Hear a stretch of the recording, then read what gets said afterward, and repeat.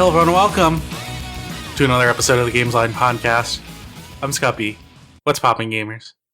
We're back. It's been months. It's been a long time. The game has been yeared though, so the game, that's right, we did finish Game of the Year. And hey, if you read any of our pieces, if you listened to / watched any of our video podcasts, let us know what you thought. It was a big drastic change from how we usually do Game of the Year stuff. And it was awesome, honestly. Like I really actually really enjoyed it. Like not having to fight for things, not having to have stuff not even be talked about, as part of Game of the Year, getting to have it as part of those discussions where we're just talking about what's fucking good. Yeah. I think there's definitely more tweaking we could do to the formula, since it was it was it was getting our sea legs, but yeah. I'm joined by Lorelai. Hello, Lorelai.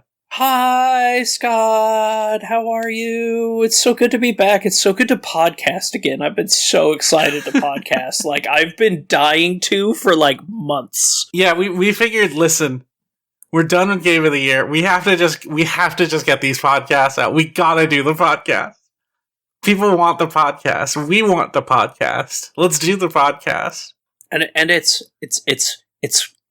I've finally started clearing my schedule out well enough that I'm going to be able to podcast more often, because it has been weeks and weeks of oh man, I wish I could podcast. There's so much stuff I want to talk about. I really want to talk about X with X person, and I can't because I'm at work. I hate this. You know what sucks is I'm at work right now. I have a big project that I'm basically spending my whole month trying to finish up, which is fine. It's not that overbearing, but it's the kind of thing where it's don't tell any of my bosses this. I tend to slack off during work hours, but what I'll do is after hours, I'll just go and do the work I was going to do anyways, because I have flex hours anyways. It's not a big deal. It's part of my job. But yeah. We do have a set 9 to 5 that I'm generally supposed to be on for meetings and stuff. And I'm doing the work that I need to do, so it's not like I'm falling behind or anything. But it is but it's that compounded with I was working my ass off to get Game of the Year finished, because I'm going to be very candid, I was doing 95% of the work on that. I genuinely feel bad that I wasn't able to help. It's okay. I wish I could have, but it's okay.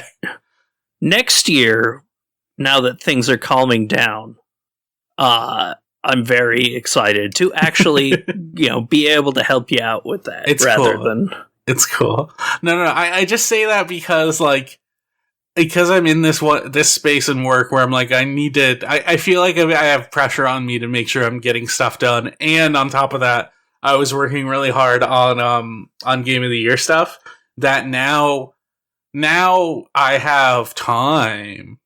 I can just, there are times where I'm sitting here and I don't have anything to do necessarily.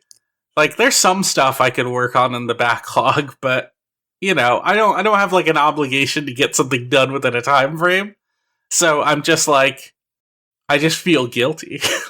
I just feel guilty that I'm not working on something. It's so bad. It's so bad. I need to not do that. I need to decompress. I need to play video games. I need to feel normal. I need to chill my ass out again. I need to chill my ass out compared to a few months ago when I was literally laying on my ass doing nothing but playing video games because I was on short-term disability. I think that didn't help either, because by the time I was done with that, I was I really need something to do. I would like to go back to work. Thank you. Which is not a good mentality. No, that was because I had the last couple of few months for me have been so weird with it's oh, I wish I could do all this. I wish I could play video games normally, but I had to run in with a mandolin slicer with my thumb and then I had my heart condition flare up, and like that sucked. But it did also allow me to play a lot more video games. But it's in a way that when I play video games, I want it to be because I want to play video games. Yeah. Not because I am stuck in a chair because I can't lie down straight in a bed. So I have to be at the right... So I'm sitting in a chair for a month straight. Yeah. Like, it sucks. But it's still like, you know, it let me play a lot more games that I probably wouldn't have. Or at least that's the thing too, is like anytime I feel like I have time to just play something, I don't go to newer stuff either. Like I've largely been like most of the time I'll just boot up Elden Ring and do invasions because that's like a comfort thing for me, you know? That's me and Neo too. You know, this. It's like I keep seeing posts go around Twitter like, tell us about your comfort game. And it's all people talking about farming sims and shit like that. Valley. And I'm just like, actually, I find most of those games kind of stressful because like I always have to be working towards something. Sometimes I just want to boot up Neo 2 and kill the shit out of some yokai. Or jump into someone else's world and help them out. Like, the fact that the online for that game is still, like, super active, that I can just immediately jump in and load into someone else's game and help them finish a level is, like, the coolest thing in the world to me. And my comfort is going into a world against 3 hosts and taking them all out one by one while they're all casting the sweatiest spells over and over and over again. I love it. It's just funny. Like I looked at my game of the year and I was going back on things and like there were games I could have included that, you know, just didn't make the cut because either like I made my rule if I didn't at least start the game in 2023 that I couldn't include it on my list. Right. Which is why there are games like Lies of P would have definitely made my top 10, but it didn't because I didn't start it till like February. What didn't make my top 10? Lethal Company wasn't on there, and I like Lethal Company. It's a fun game, but it's like, you know, it's also just like a fun thing that's not necessarily like one of the most interesting things I played, and also it wasn't like a thing I played a ton of. I watched a bunch of it, don't get me wrong. Like, I didn't fucking put Super Mario Wonder on there. And like, that's a game I played. I liked it. It was fine. Like, I put a lot of time into Wonder. Wonder is an amazing game, but it just... I couldn't include it just because of, like, when I was thinking about my list, it was the easiest things for me to think about. The things that stuck out in my head so much. Like, you know, like... I'm sorry... I will never get over Stranger of Paradise. That game rules. I still want to play it. It's DLC. I will always say its DLC loadout is kind of garbage in the fact that like enemies are all scaled to... It's not like Neo 2, where they scale pretty reasonably. They are scaled to you grinded the last DLC. So it's a Final Fantasy game, is what you're saying. So it's, a bit, but it's like really annoying that like I was just trying to play them through and the last boss fight had so much HP that I could not do, like, it took me like, I think it was like 37 minutes without dying to actually do enough damage to kill it. It was infuriating. That does sound really annoying. We've had a lot of time playing comfort games, but you know what? You know what, Lorelai? We played some new. We played games that came out in between the time that we last podcasted and we're podcasting now. We definitely did. New games. I have been slowly making my way through FF7 Rebirth. I am still not done. I'm on I'm at the end of the game. I'm at like the actual end game part. And I'm at like the final area. Yeah.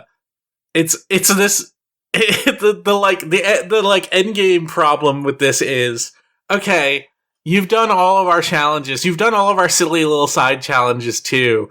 Now that you're at the end of the game, we presume you know everything there is to know about this combat at this point. So we're just going to throw a bunch of extremely hard super bosses at you in the side content. Mm-hmm.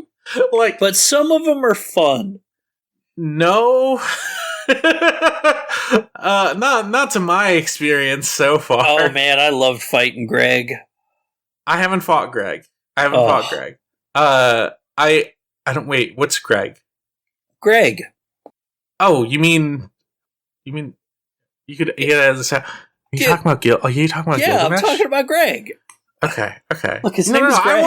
I want to do that fight, but the fights before that, where you have to fight 2 summons at once, are insane. They're fucking nightmarish. And it's like, okay, well, I guess I'll just look up like strategy guides to fight them, because just fighting them the way I fight every other enemy in this game is not gonna work. And that'll be fine. I'm gonna do that. It's gonna be fine. But it's so frustrating. Oh yeah. Well, I mean, those are challenge. You don't even really have to do those. But I have to if I want to fight. I want to fight Gilgamesh. I have to. That's part of the quest. There are other parts to the quest. Okay, yes. Whatever. Okay, but yeah, no, But like, there's also a side quest where you have to become the party animal of the golden saucer, and there's a battle section in it. And the first battle is against 2 Gigantars, which is fucking annoying.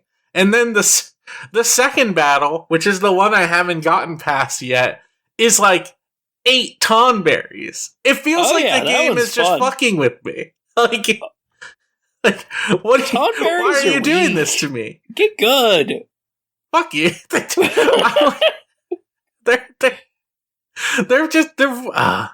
They're frustrating. It's frustrating. No, see, I just use the thing that most people don't respect, and that's the fact that Aerith just murders everything. I was using Aerith, and then like I ran to the right, and then got cornered by 7 Tonberries, who all stabbed me immediately. You have to understand. I'm with you. These aren't impossible fights. It's just like, and it's like, I'm gonna at some point do them and finish them, and it's gonna be fine. But it's the kind of fight where, at the point where I'm at in this game, I'm ready to be done, and then they're just throwing the hardest challenges they possibly can at me. You should just finish. Those were kind of meant to be New Game Plus challenges. Yeah, that's what I figured. Those were kind of meant to be those, like, more unlock after New Game Plus. Yeah. Which are, fuck you. Yeah. No. That's when you fight every single summon in a row. That's what they did in Remake also. Like, they did those, like, extremely super boss fights. Listen, you fight fucking Weiss from Dirge Cerberus in that game, like, if you do enough of that stuff. You know? Like, they have their Kingdom Hearts side content mentality when it comes to it. It's so good. I genuinely, like, am falling in love with, like, it's a game I keep poking at, because I just genuinely enjoy playing it. Because they fixed the problem with Final Fantasy VII Remake, where whenever you fought an enemy that could fly, the game sucked. Yeah, they did much better with that.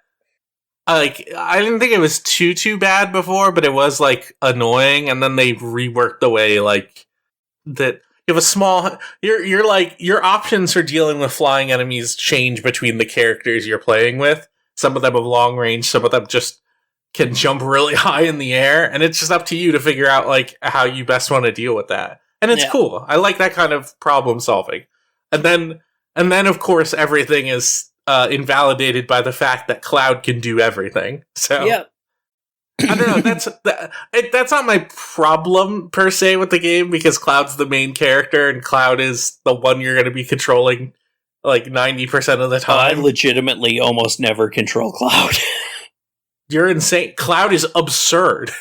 Cloud is good, but Cloud I is am exceptionally good. Tifa just, like, absolutely trucks any fight in the game once She's you great. get the pattern down. She's great. She's amazing. I never use her because her playstyle is so close to Cloud's, and like I have other roles in the party that are important that I don't necessarily need Tifa for. Like Aerith as a caster, excellent, but also, in order for her to be really effective, you need to make sure you have a good tank. You know who's an excellent tank? Red 13. Red 13 is unkillable killing machine. Red 13 is insane. So my party is just Cloud, Red 13, Aerith like 90% of the time. And then I got surprised when I found out Aerith was the one I wound up on a date with. Even though I had Tifa for a while, and all I was doing was spamming synergy attacks between us because I wanted that date with Tifa. No, I got the date with Barret. Yeah, that's the thing is, I would have been disappointed if I didn't get Aerith 13.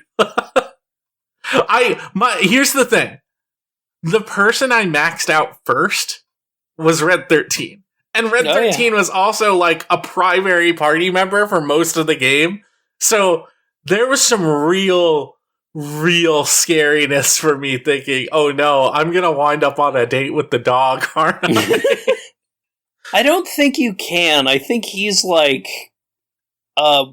him and Kate are, like, who you get if you don't get one of the others. I'm pretty sure there's a date for Red 13. Kate's the odd one out. Because Kate doesn't have a relationship meter. God, I still just some of the sections of that game are way too good. And honestly, Kate Sith in battle is, God, I hate saying that, but Kate Sith in battle is so much fun. Yeah, it says there is a Red 13 saucer date for when you have friendship with him. So, God, but there's standard and intimate versions. Oh, fuck me. There's 2 different versions of the dates. I feel like I got a pretty intimate date with Aerith, though. So. I got a pretty intimate date with Barret. That's pretty nice. Oh, God. No, because I use Barret a lot too. I actually really like Barret. I never use Barret because he's such a good sideline character. Like, just a character who has a gun for an arm, turns out, if you just put him on the sideline, he'll shoot things. Yeah, it's useful. I genuinely fucking love that your characters exist on the side who aren't in your party. Like, and they do sometimes take little pot shots in. It's funny. I wish they were a little more helpful sometimes. I like that there's an entire feature that you can rarely use where you can just do companion attacks with them, like your sideline characters instead of your main ones. Yeah, but it's really silly. Like, all things, it's as far as a system like that goes in terms of using the 3-man system while also sort of justifying the fact that you have all your buddies with you anyways. It does. As far as it goes, it's fine. You know, man, it's a really great game. I hate the open world sections. They're terrifying. They're terrible. I don't super mind them all the time. I just think some of them are so fucking bad. I find all of them really banal because they're very handholdy. They're very. There's no sense of discovery when you find anything. At best, you find something cool, and then you think, "Oh wait, can't wait till I get to the part of the quest this is for." You know, Gungaga just fucking sucks. Gungaga, I hate that zone. It's so weirdly empty. I didn't hate it. I thought it was fine. If anything, that was the one that probably had the coolest weird stuff you could find. But also, it's the same problem all of the levels have, which is anything cool you only really like relates to something that's happening in a quest, you know? Yeah. Yeah, it's it's fine. I don't like the open world exploration in it at all. It feels like the game is treating me like a child, which I don't like. Which is weird because the rest of the game is very, especially like a lot of the really difficult combat encounters are like, this is really high execution stuff. Like, I don't know. I don't know how you 3-star all of the world events. Some of those are really fucking just like, oh, okay, I'm going to be coming back to this later. Yeah, I did all those. I'm good. I'm good like that. But I like those a lot. Like, there are a lot of them I really fucking hated. Like, don't turn into a frog. I guess I'll do my best not to turn into a frog.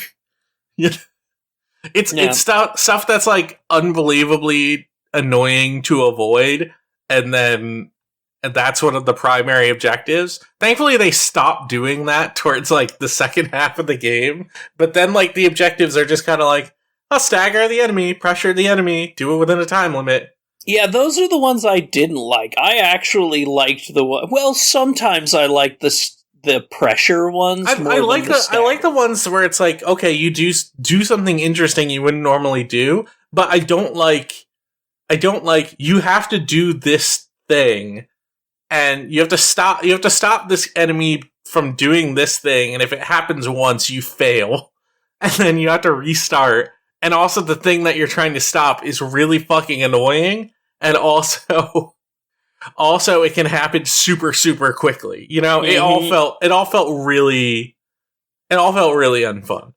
I don't know. I like the battle system enough that like the better challenges for me, the ones I liked more were those or pressuring an enemy instead of staggering. Yeah, because pressuring usually has its own. Yeah, pressuring usually has its own like requirements to it. But like pressuring sometimes being like, oh, you have to do a perfect dodge and a counter attack. It's just like, oh, this is cool. Like getting the golden crown from the Tonberry King. Tonberry. Like having to do a different thing, you know, having to pressure and stagger and then steal the crown was. I liked doing that. I got super annoyed because I didn't understand what exactly they were trying to get me to do. It was so. And I also just generally really disliked the fight. So it's like I liked that fight. I wound up doing that fight over and over and over again until I finally got to a point where I could get it to drop the crown, and then I could go and actually run over and steal the crown. And also, you know, Yuffie didn't get fucking murked in one hit already, so I don't have to waste time reviving her, and, you know. I didn't even have Yuffie out for that. She's I'd put her in because it's a quest where you had to steal something, and she's the character that steals shit. Or you could just throw a materia on Aerith and fucking... No. I'm with you. Like, I didn't need to do that. But also, I didn't realize that the stealing requirement wasn't something I needed a stealing-focused character for. Yeah. She is... Man, I like the character. They all are... They're all really interesting to play as. And it's like... Oh god, Yuffie, when you get Doppelganger going and fully just like just like annihilating things. Mm-hmm. Like the beauty of Yuffie is like her ability to apply pressure to enemies with elemental weaknesses is nuts. Like every other character, in order to do that, either needs to have the elemental materia on, or they need to like be focused specifically on casting. And she's like, no, it's built into my kit. I got it. Don't worry, guys. Yep. It's beautiful. I love it compared to the party in the first game, because you only really had like 4 characters, and you know they're quintessential characters. They're all good. Yeah. But all of them aside from Aerith, like Tifa, Cloud, and Barret all basically had a lot of the same coverage when it came to moves. Like, they all have, here's a big damaging move. Here's a move that does better stagger damage, stuff like that. So they all managed to fill those same roles no matter which one you were playing as, and they all had their own individual roles as well. Like Tifa's insane, and also she can get the stagger percentage up. Like Barret is the tank you want to use in that game, and he's really good at that role. Yeah.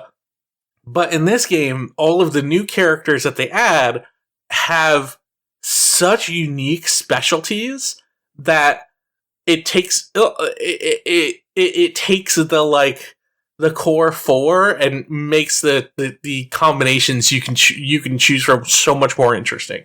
Yeah.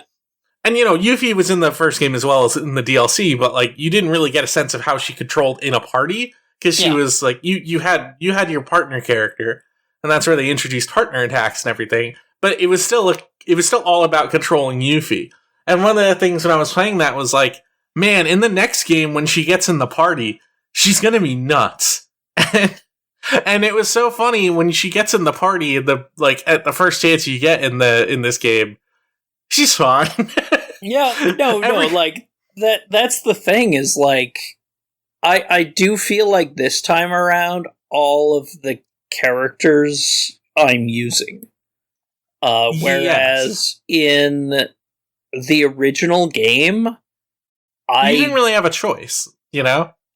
Well, you did, but it was like, hey, when you are switching things up, I was just like, I just want to get Barret back in here.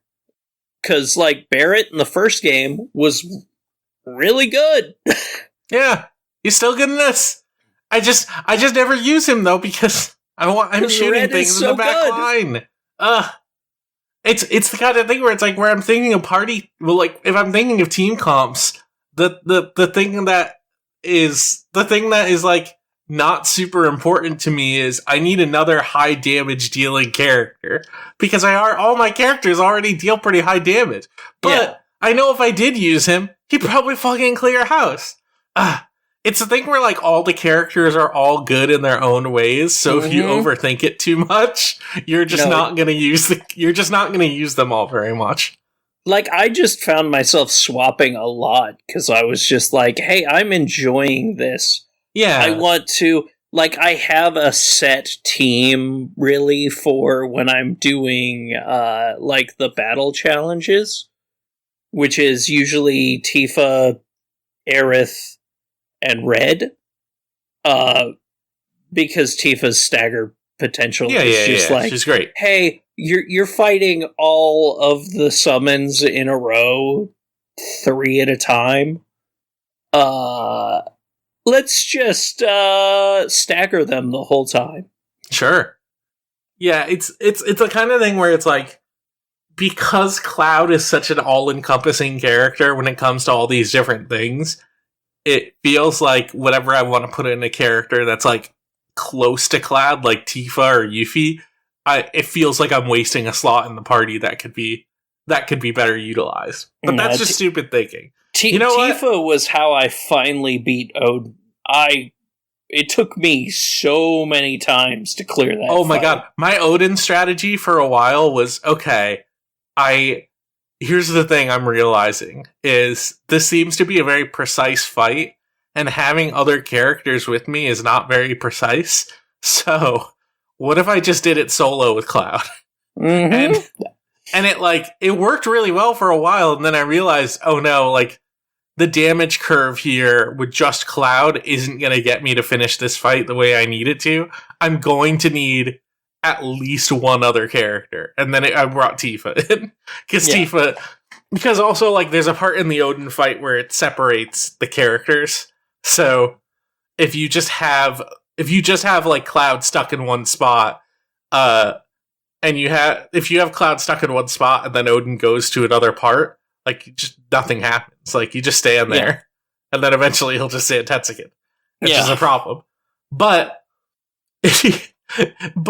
I brought Tifa in, and I'm fucking cleaning house with his ass, like, with just the two of them. Oh, yeah. No, like, I did it, that's pretty much the same strategy I used, except it was Tifa and Barrett. Yeah. Because if during the separation, it didn't matter where Barrett was, he could still attack. I fucked him up so fast we didn't even get to second phase. But Tifa just, once I got the pattern down, it was just like, you're just immediately staggered. Yeah. And done for. Like, it felt fucking good. It took me like 30 tries. He's an asshole. He's rough. Because the whole gimmick, if he hits you multiple times, he does Zansetsuken and you die. Yeah. Like, it's brutal. It's brutal. I brought up Rebirth because I did also want to talk a little bit about Crisis Core. Because here's the thing I did too. When Rebirth came out, I was maybe like halfway through Crisis Core because I was like trying to just cram it last second before Rebirth came out. And then I realized, oh no, I'm not going to have time to finish this. Rebirth is coming. So I put off playing Rebirth by like a week while I played Crisis Core. Oh yeah. And I'm glad I did, even though Crisis Core is not a good game. It's okay. It's fine. But it's like, man, like, the backstory of like what's going on with like Cloud and Tifa and Zack and everything turns out it's way less interesting when it's like spelled out in like so clearly.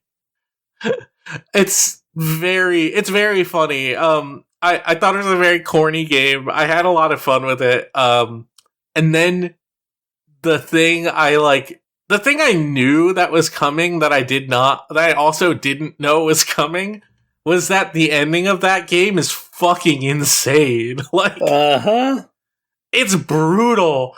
Oh, it's beautiful. Like, the tonal shift that occurs there is so crazy. I didn't fucking know they had it in them. Like, Final Fantasy barring 16 feels like a very bloodless series in terms of it's trying to do a very like adult teen kind of fantasy. And then the ending of Crisis Core happens and it's just like a fucking bloodbath.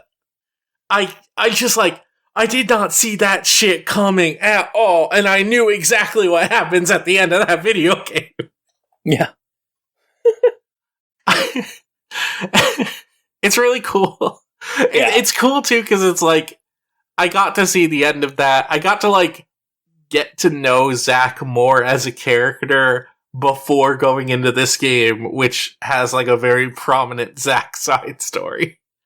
Yeah, I had a lot of fun with it. I had a moment in this game with Crisis Core where I'm like, I don't feel like I understand how the leveling and the materia system work together, so I just need to lab it out. I just need to fucking read some Reddit posts. I just need to fucking learn what I can. And eventually I got to the point where I understood, like, oh no, the materia slots should all of the, like, materia that you're using, each one of them should be, like, a stat that you're trying to improve. Like, it should be one of those, so that way your stats are leveling up based on the materia that you have equipped, and then you're going to fuse that materia into a new materia, and then that's going to be the next one that you're using for that stat. And then it all clicked, and I became godlike at that game. No, that's the thing about that game, is it's the weirdest it's so fucking weird thing. Like, it's the weirdest thing.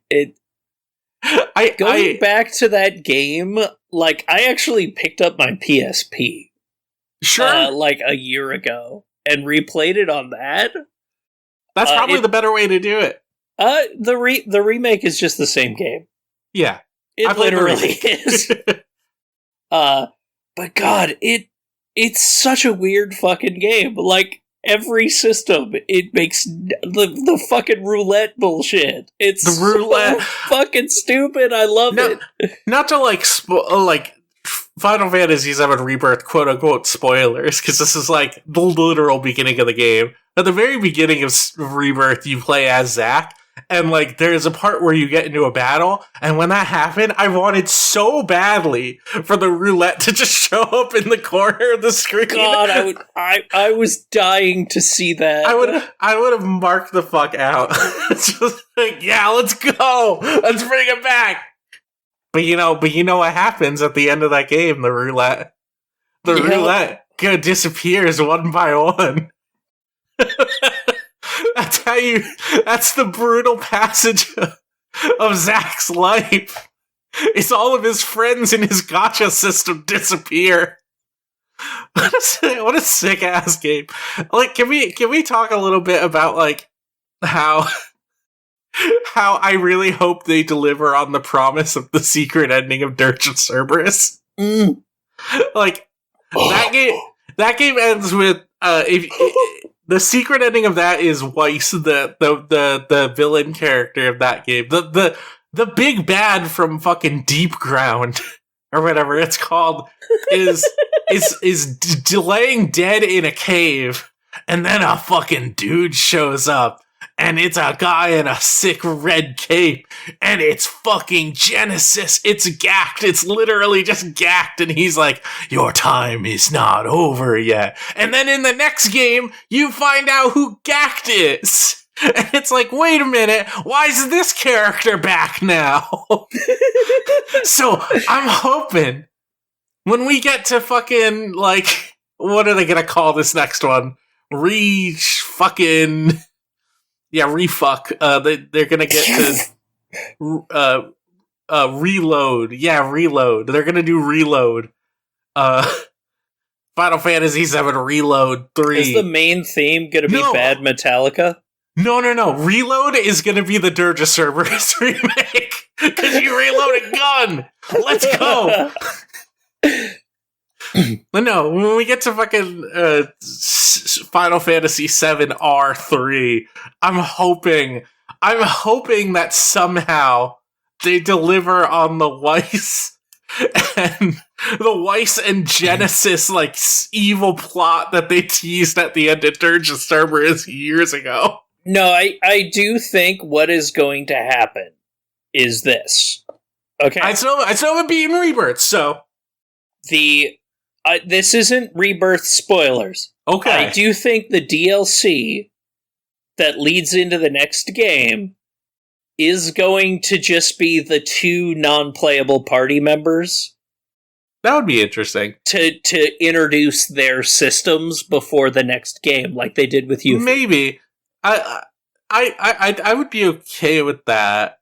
And then the DLC for the last game is going to be Dirge of Cerberus, and then and then Advent Children. Here's the thing: is I don't know if they're gonna go along the same lines. You know, like I have a feeling the last one is gonna go in a completely divergent direction or something. We'll see. I gotta finish this game. This game. We can't keep talking about it. Hopefully you do, because I'd like to talk to you about it. I'm gonna finish it soon. I promise. I'm in the Temple of the Ancients. I'm ready to finish. Lorelai, tell me a bit about Eiyuden Chronicle. So I finished it last night. I was fucking bawling. It's everything I wanted and more. Like, I need to take like a week away from it before I actually work on any like review or whatever, just to make sure I'm not still buzzing in afterglow from the orgasm I had with how good it is. But like I think I'll phrase it this way. I usually average when I stream like 4 to 6 hours. My shortest Eiyuden stream was the last one I did, which was 8. Like, I was sitting down and playing for 10 to 14 hour days every day for a week to 100% that shit with no guide. It's genuinely incredible. Like, how well they captured what I was looking for in a game where you have to recruit 120 fucking characters. Like, it's so... like, one thing I do wish is that chuds on the internet didn't, like, completely poison the well for talking about, like, the localization, because there are, like, little problems with it here and there. Nothing, like, really, really egregious. You can't stand by their opinions. Like, if there's nothing you can do to even, like... Well, I'm not trying... Don't even think about them. They do not matter. They're inconsequential. The hard part is there are issues with it that I would like to talk about. There are areas where it is like, hey, they refer to one of the chefs in the chef competition as a spinadier when that's the Beyblade players. That's the wrong minigame, man. Like, you accidentally, like, messed up a part of your table to have dialogue go in the wrong spot or something. It's, like, not a big issue. But, like, you know, it's a thing that does, like, kind of great. Whereas, like, most of the game is, like, fantastic. The only issues I have are, like, non-voiced NPCs that are, like, saying things like, you look sus. And it's like, okay, I get it. You played Among Us. Okay, I get it. But, like, even then, God, everything around the story to the game is so good. It is so Suikoden 2.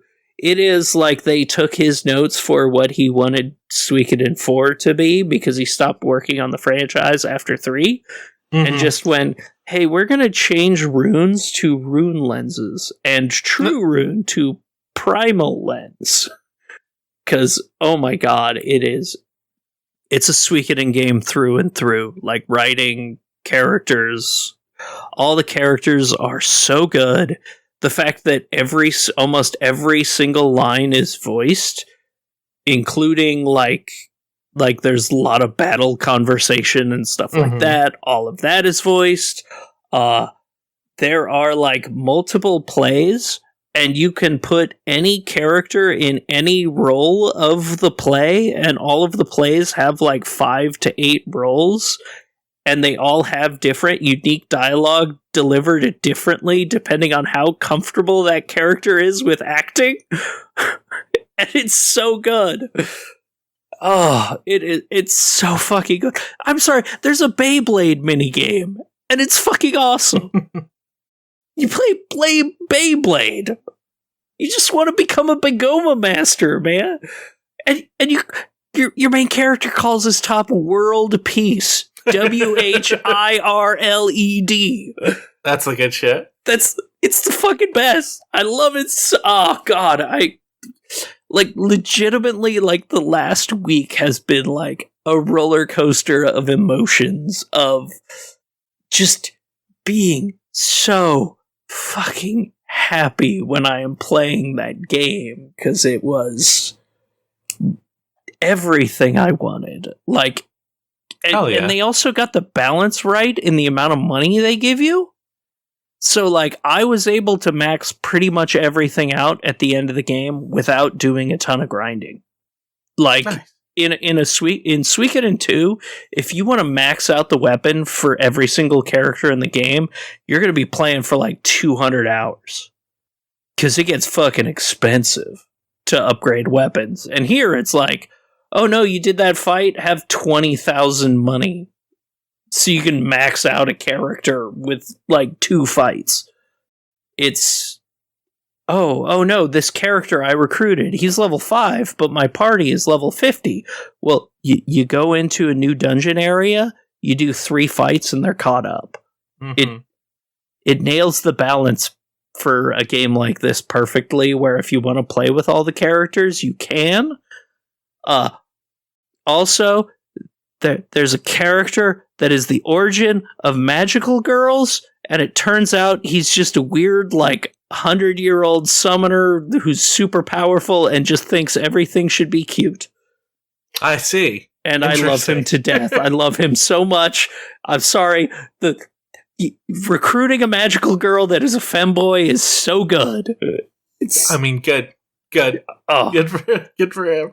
I love this fucking game. I just love the characters so much. Like, one of the first characters you get is this healer named Francesca, who, when you first meet her, is like the kindest and nicest person in the world, and she's being sexually harassed by some dudes. And then you're like, well, I'll take care of these guys for you. And she's like, no, I'll take care of it myself. And she just loses her fucking shit. And just, it's so good. And like whenever you fight any enemy with her and you get a killing blow, it's just like, suck it! Nice. I fucking love the characters in this game so much. The voice acting is so good. The writing is so good. It's just, oh my god. It is, I legitimately, like, it's everything I wanted and more. And like, the ending, oh my god, my last stream was legitimately just 7 hours of me crying and like the music, like, going with the flow of things. Hell yeah. So, like, this big heroic war battle with, like, the music crescendoing as, like, stuff is happening and changing, and just, like, oh my god. Oh, the soundtrack is so good. God. Good. You should play this game. It has Marvel Snap. It's got a really fucking built-in card game. Now I'm done. I can't. No, they ain't happening. It's not Marvel. It's like got a really good card game, like, in there. It's like, what the fuck? All your side games. There's like boat racing. Once you meet the sharks, who rule and don't like water.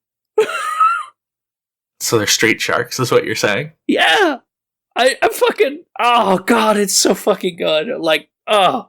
I'm sorry.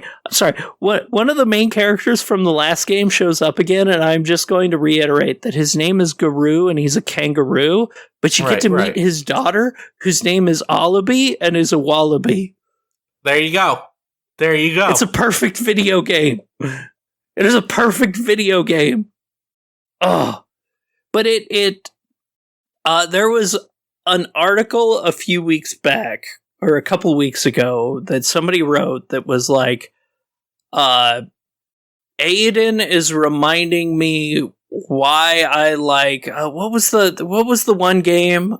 The one, like, Chrono Trigger like game that came out last year, because there were Sea two of of Stars?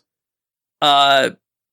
Yeah, it was Sea of Stars. It was just like, it's reminding me why Sea of Stars is so much better at doing old stuff. And I was like, actually, some of the really, like, Eiyuden has rough edges that feel old. Like, you can't teleport around until you get a specific character and stuff like that, you're required to get as part of the story this time. So, but like, you don't get sprinting unless you buy an item, have an item equipped. It's just got all these old school things that actually are like why I like it more than a game like Sea of Stars, where, I don't know, it made me think strategy more often in fights and stuff like that, where, it's a good ass game. You should play the game. It's so good. I got too much stuff. I have too much stuff to play. I know, but God, it's. I have too much stuff to play, but also, I did boot up Fallout 4. Okay. So did I. Listen. Okay. I didn't do that much. Okay, so here's the thing. Famously, I've been playing the PlayStation 4 version of Fallout 4 for years.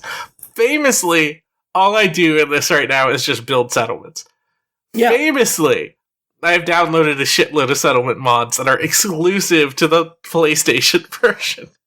I've tried to move over to the PC version, but it's the kind of thing where it's like, I've built so much stuff already in the version I've been playing for years that I can't just start from scratch again, you know? It would probably be fun, but, like, that's the kind of thing where I don't really want to do it by myself. And then, like, you know, there's a game like fucking Fallout 76 that's out, and it doesn't even do the thing I want it to do! Anyways. There was an update for Fallout 4. The next-gen update. Oh, yeah. It's the version that's, you know, gonna better, like, you know, made a whole bunch of improvements to it.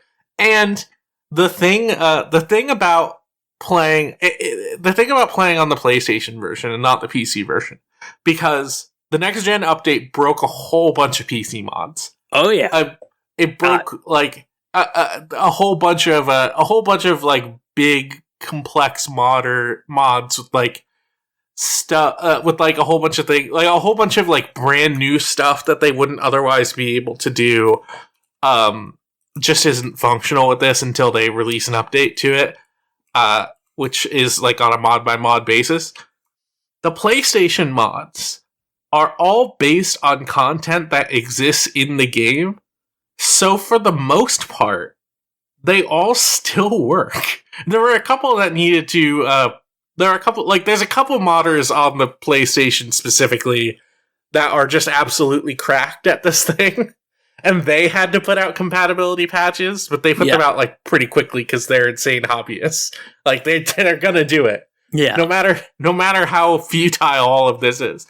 But it was nice to see like, oh, all of the stuff I had before just still kind of works. That's nice. The downside of that is like I had to look up all of the mods that I had before on the Bethesda mods website, and I had to download them all individually again, one by one, in the Bethesda mods, like, Fallout 4 launcher thing, and that thing fucking sucks. I hate it so much. It's so bad. Oh. And then when you search for the thing you want to search for, it doesn't give it to you immediately. Even if you put the exact name in it, it gives you a bunch of things that are similar to it first, but are more popular, and then eventually you get to the thing you want. No, I had that issue when I was trying to rebuild all of my stuff in the PC version, and now I just have hair that shoots out into space if I'm not in first-person mode. Well, thankfully, I'm not having like compatibility problems on the PC version or the PS5 version. Some of my big significant mods that I used were completely broken. Yeah, and it sucks. Because it is like a lot of it is like, hey, here's a lot of the settlement building stuff, which is what I like. And, you know, it also just kind of sucks that, like, even if you put, like, hey, we added a couple of hairstyles mod in, it just disables achievements. It's like, right. I just changed my hair, man. Yeah, it's stupid. It's really stupid. I just wanted to look dykey without fucking, like, you know, without having the hair look like shit. Right. Because the default ones are so bad. I ran into that making my character for 76 the other day. Achievements are fake, though, so... Yeah, but I still like them. Yeah, they're nice to have. Okay, so let's talk about the next-gen, like, update a bit. I will say, the performance on this is improved on the PlayStation version. It does run better. The load times are significantly shorter. Like, I was able to just fast travel from one place to another without needing to sit, like, behind a fucking 5-minute loading screen, you know? It's not perfect, but one of the things I was really hoping for was there were a couple of game-breaking bugs that made it impossible for me to keep playing, or made it so some areas that I used in my settlements, like, are just completely broken. Like, I have this, there's one glitch in particular, and that is so fucking annoying that has a fix that you could just fix in the PC version with console commands. I can't do it because I'm on the fucking PlayStation. Yeah. Where there are, there sometimes an invisible, like, crop will spawn, and you just can't get rid of it. Like, it's impossible to get rid of, and it completely breaks job assignments for settlers. So, I was really hoping that this fucking, like, update might actually fix that bug. No, it's still there. It's still there! Yeah, I can't get rid of it! It didn't fix any of the, like, major bugs. It's so fucking That's frustrating. That's the wild thing. It's like, that's... Doing something like this is where you fix stuff like that. Like, There was one in particular that I think they did fix, which was if you used a whole bunch of used a whole bunch of community or what's it called? Creation Club stuff, especially the stuff that adds new textures to the game, it makes it so it's impossible to save the game. Which is insane. Like, that's just a fucking insane thing to happen. But it seems like that is possibly fixed, because I did re-download all the, like, extra texture stuff. I've been playing around with it. I haven't, like, really applied too much of it to any characters or anything, but I haven't had any issues with my game just being unable to save. So, maybe that one is fixed. Oof. It's so funny because it's the kind of thing where it's like, you know, you're playing with mods, and you're playing on this controlled platform, and you try to, like, reach out to Bethesda about it. You try to, like, look up anything, and it's like the whole response seems to be, oh, if you're playing with mods on, anything can happen. So, you know, it could be whatever bug. And then the thing that breaks the game is from their extra paid service. Yep. It's from their official paid mods. I fucking hate that. I hate the Creation Club shit so much. I only grabbed the free stuff. Yeah, same. A lot of it's so bad. It is. It's not good. I can't believe it. It's like, so far, I'm probably not gonna play more. I have to put my foot down and stop myself from playing this again, because I'm only gonna be disappointed. I still, like, the worst thing, like, I love Fallout 4. I still love doing the settlement stuff. Like, the settlements mod is, like, really good. Settlements and stuff like that. When I did do stuff on the PC, that was, like, one of the first ones I downloaded. It's tight as hell. Yeah, but, like, the things that it's funny, like, I'm contemplating on streaming a Fallout game next, but it's none of the ones anyone would want to watch you stream. Like what? Brotherhood of Steel for the PlayStation 2. No, that seems great. Like, that seems awesome. No, it's a fucking god-awful game, but... Yeah, but, like, that's still fun to stream, maybe. Oh, it's one of the things. I found my copy, and I'm like, oh, I'm tempted. I am tempted. You know what I wanted to do that I have a couple friends who also, like, build settlement stuff in Fallout 4. I wanted to create a version controlled save file that, like, multiple of us would use, and then we would download the save, like, build some stuff in it, then re-upload the save. So, like, we're just sharing this one save file between each other, all just building, like, cool shit on it. It's like, it's the kind of thing that would definitely need to take a lot of coordination in order to do right. And it's also the kind of thing where if two people are playing it at once, then, you know, you're probably going to have to pick one of their changes to commit, because you can't do both. So that would be a real problem with it. But I still think it would be so fucking cool if you had a community of people building stuff on the same save file. Oh, it would be fun. Like, especially if, like, each person took, like, a settlement. Yeah.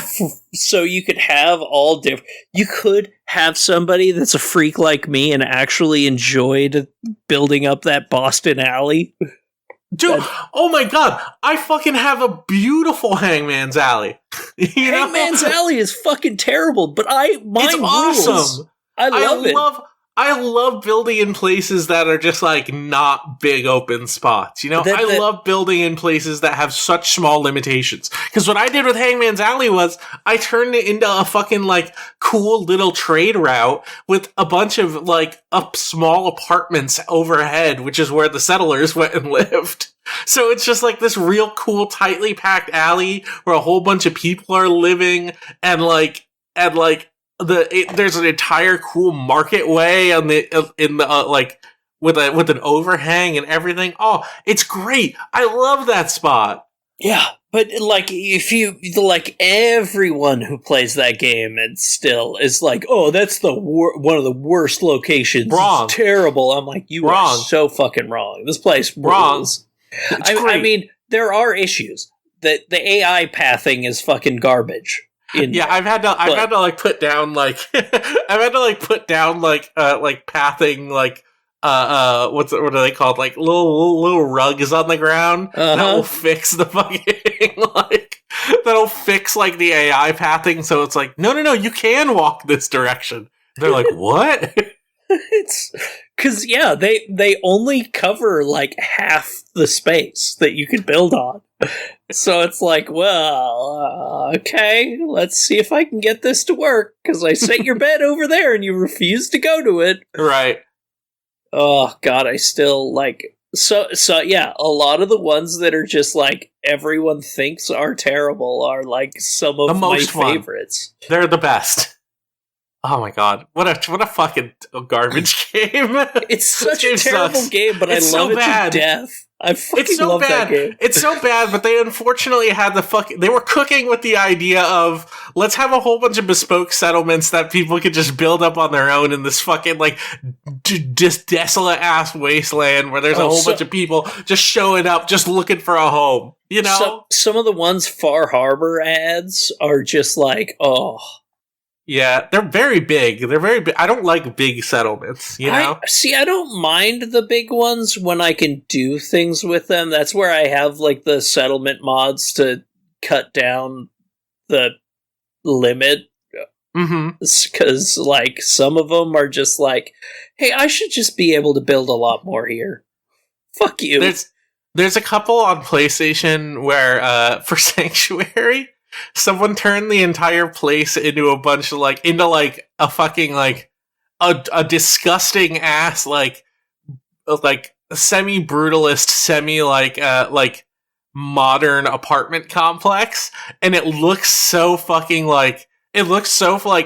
horrifying on theme that I have not turned it off since. It's so good. And There's another one by the same creator that just puts like a gigantic hotel on Sanctuary Island, but that one, because it's so big, just fucking is impossible to use. I don't know. I haven't tried it on PS5 yet. I might actually go and like clear out my Sanctuary Island and re-download that one and see if that'll work. God. No, I don't know, like or Spectacle Island. Island. The big island, yeah. Yeah, it's been kind of nice going back to some of those games that I've been replaying New Vegas. Like, I made a character such a fun to potentially start replaying New Vegas because I fucking love that game. It's a great game. Love New Vegas. The Fallout TV show has killed us. I almost said I hated it. I thought it was fine. But with the caveat of, I did not like a lot of it. I really liked it for the most part. Okay. It feels really weird to be like, there were a lot of things I really liked about it, but a lot of things I didn't. Right. I didn't like the fact that if you come into it with zero knowledge of Fallout, that show fucking sucks until episode 4.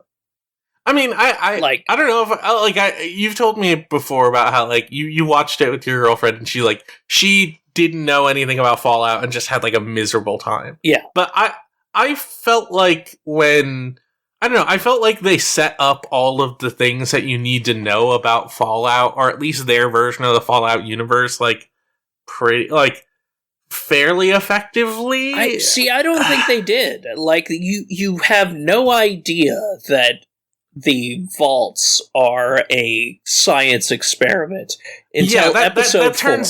That turns into like a reveal, you know? Like that's a reveal for people who don't know, and the people who do know already have that in the back of their mind. And people who don't know are not going to watch that far. A lot of times. Because I don't know. I think I need to hear more stories of people who watched it but didn't play the games, because it is fan service, but also it's fan service in a way that's like it's trying to service two different types of fans in a way that is like maybe only halfway successful. I hated every time the show tried to be Fallout, you know? Like I thought when it was its own story, when it was like when they were having fun with the characters, when they were just having fun, it's a good show.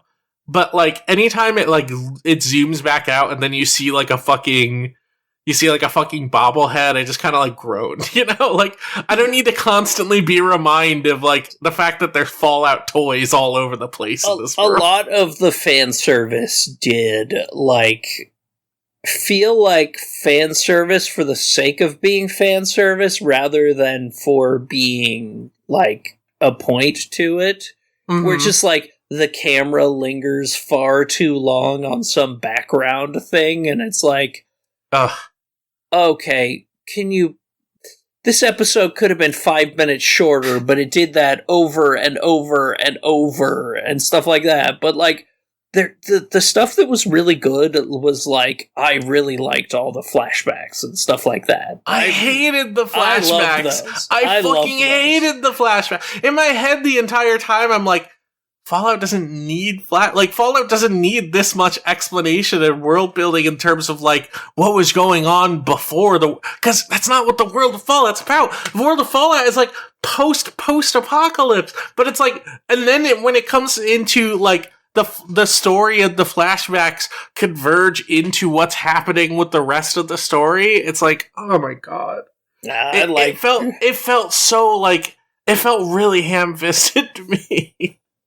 I appreciate some decent ham. Like, that's the thing. It's like, that's kind of what I want from something like this, more than something that's ashamed of what it is.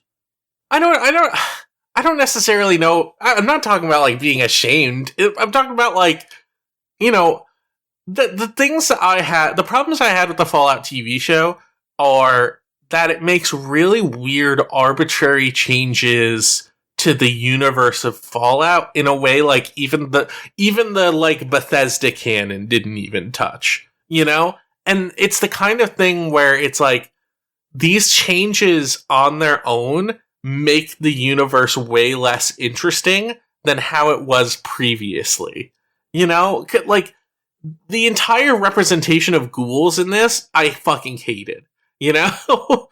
The idea that, like, ghouls conceptually need to have a special ghoul drug so they don't lose their mind and become evil zombies or whatever. I thought that was so fucking lame. Considering, like, how cool ghouls are just in general. It's so frustrating because they have such layup ideas that they can work with, and then they just don't go with them. It's annoying. Yeah, that part actually just, like, fucking confused me a little, because it frustrated me so much. It is just, like, it feels pointless. Yeah. In a way that, like, and it also just, so you're saying that every single ghoul there is that hasn't gone completely insane is just high out of their mind constantly forever? Oh, it's so dumb. It's so dumb. And the thing is, the drug seems to come from other ghouls. I don't get it. Yeah, I have no idea it went, but it was just like, it's such a weird change because like just ghouls in general are such an awesome concept. Like people who are just so fucking old and like so beyond the need of caring about like normal trivial things, and like they've just been sitting there and seen everything as it's been like, as civilization has been coming together again, is dope. It's fucking awesome. I love when I see a ghoul in one of these games and I can just talk to them about their life and they're just like, oh yeah, that was like fucking 50 years ago or whatever. Like nothing of that even matters anymore. Yeah.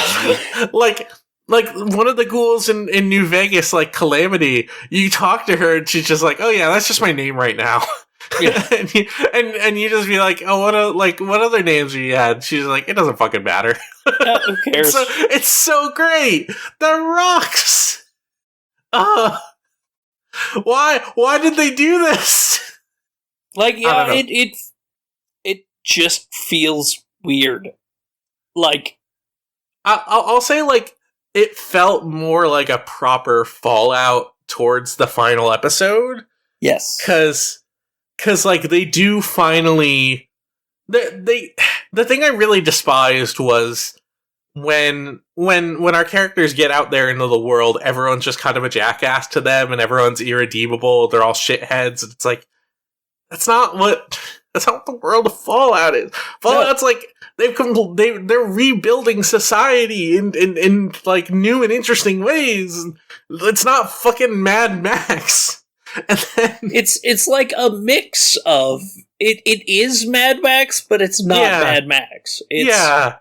It's the cool thing about Fallout in one of these games is you can go into a town and you can meet a weird little guy and you can just talk to him for a while and he's just a weird guy. And then you make friends with a weird guy.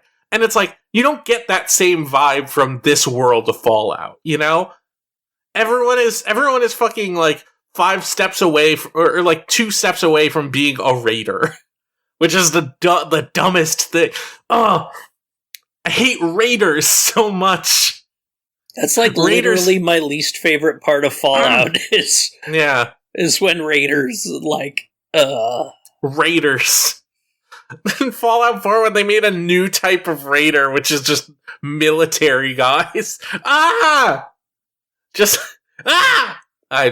makes me mad. Can't even think about it anymore. Okay. Have to cool down. Have to wash that off. Just all to say, like, Fallout the TV show is fine. It's fun. It's watchable. It's playing with ideas. I think if you watch it, you're probably gonna have a good time. But if you're like me, you're gonna be miserable through most of it. Can we spoil the very ending? Yeah. Okay, spoilers for the very ending. The final shot of Fallout Season 1. The main bad guy of Season 1 crests a hill, and then off in the distance, he sees New Vegas. Oh, shit. I hated that so much. It made me actively mad because... I know, I saw so many people online who were just like, oh shit, yeah, let's go. But it's like, dude, no. What I want from Fallout is not like revisiting New Vegas. I want people going to other places and showing off more of the world and coming up with interesting things that are happening there That's the thing I want too, is I don't want, like, that partially was like my disappointing thing, was revisiting places like Shady Sands and whatnot. I never need to see those places again. Yeah, I didn't mind revisiting Shady Sands. I thought what they did with it was so stupid. Like, what bugged me was just, it was just rehashing, going back to places we've already been in the games, and I don't want. It's trying to be like a a remakequel where it's like it's trying to still be within the same universe while also trying to tell the same stories over and over again. I mean, and I find Fallout. that really frustrating. Fallout, every story is the same in Fallout. That's kind of the thing. It's like, but they don't have to be.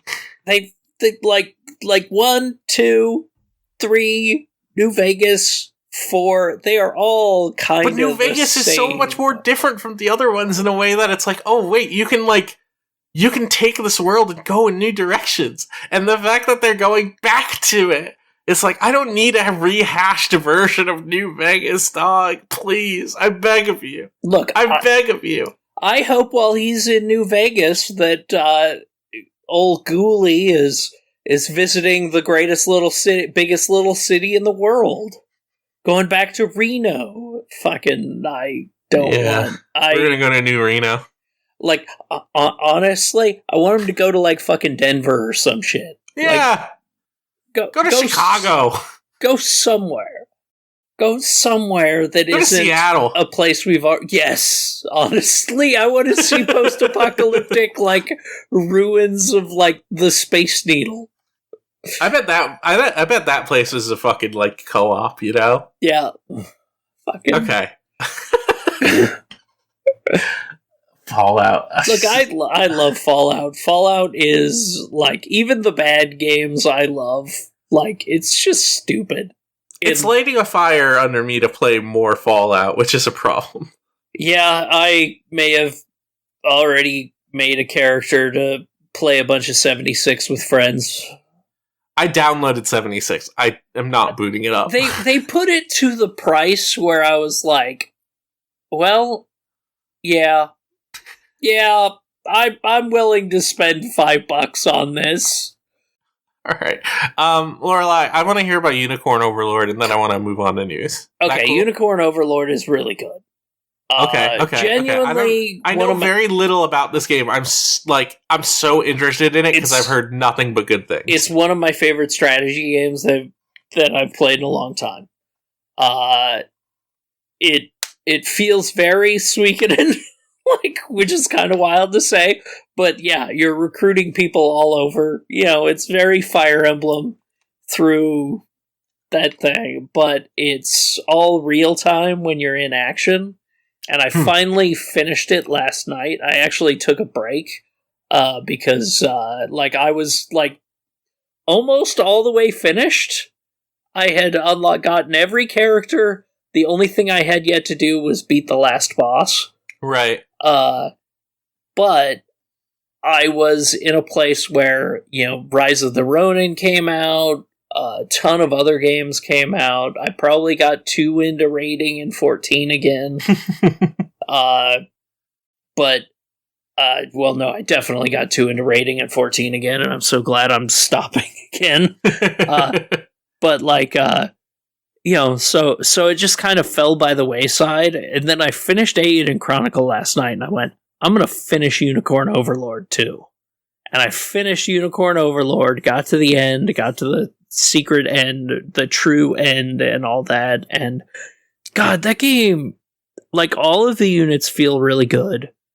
If a fight looks like it's going to go bad, you can change your unit's equipment before you, like, see the official outcome when you get into a fight, which is actually a really nice little quality of life feature of just being able to go, okay, I am going to go die here, but sometimes it's just a matter of changing out your shield. Right. Or shifting the position in the grid where one party member is. That suddenly you go from taking like 1,300 damage and being instant death to, okay, one of my characters is going down, but I'm surviving this. I can get away to fight another day. And it's, there's so many, like, it's, I think that is really good, but also makes the game, like, a little easier than it should be. Like, it gets punishing on hard towards the end.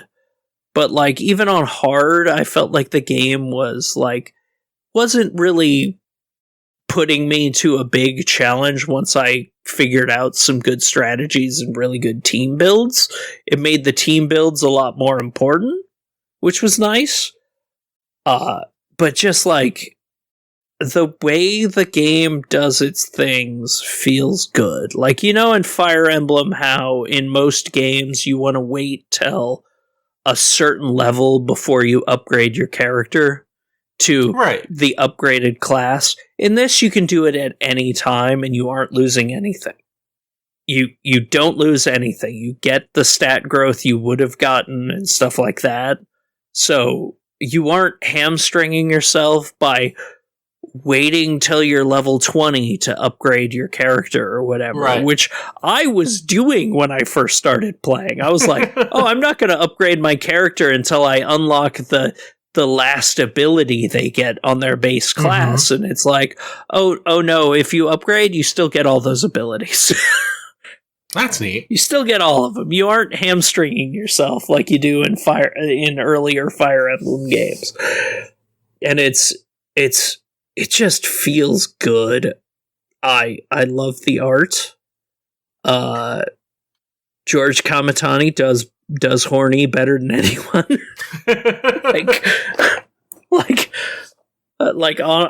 Honestly, the game's just gorgeous. Like, I mean, everything being a matte painting and character animations, really cool. Just beautiful pixel art, and just like, it feels good. It's nice to have a game like that. The story is good. The characters are good.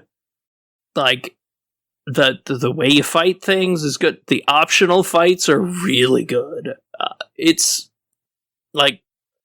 a damn solid game with damn cool lore. And yeah, like I just really like that game a lot. Now I'm done with it, and I want to go back in. I'm definitely like interested in it. Like, it's just been a matter of like, you know, actually sitting down and playing something like this. Yeah. I also just don't really have a sense of what the game actually plays like. You know, it's real time. So it's not like moving on a grid. It's very, from what I understand, it's very ogre battle. Yeah, it's very ogre battle. It is ogre battle. Okay. It's... Okay, yeah. I get it now. Your characters are moving, their characters are moving at the same time. You're capturing bases. When you capture a base, you can summon more guys. You can, move your guys from one base and summon them at the other. Like, it's good. It's good. Okay, I got it. That's all I needed to hear was ogre battle. Yeah, there's a lot of cool strategy you can do, a lot of cool enemy designs. It's good. I'm interested. I don't know if I'm going to pick it up anytime soon, because I think when I'm done with this, I'm finally gonna move on to Dragon's Dogma 2. Yeah, that's also on my list of games to get past the beginning of.